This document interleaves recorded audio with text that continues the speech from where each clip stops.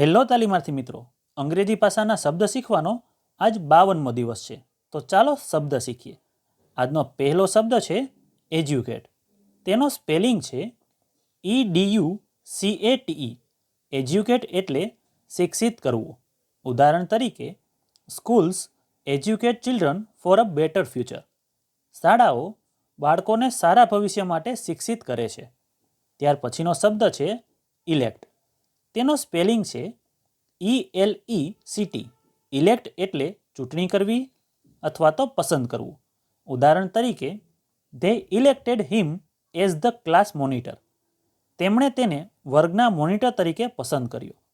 ત્યાર પછીનો શબ્દ છે એસ્કેપ.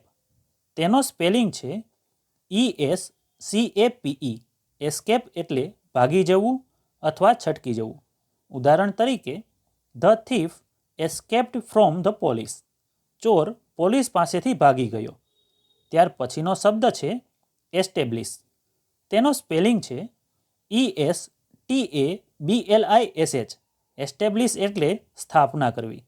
ઉદાહરણ તરીકે, he established a new company last year.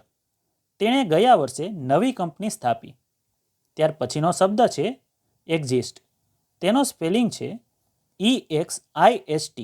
Exist એટલે અસ્તિત્વમાં હોવું. ઉદાહરણ તરીકે, ડાયનોસોર્સ નો લોંગર એક્ઝિસ્ટ. ડાયનોસોર હવે અસ્તિત્વમાં નથી.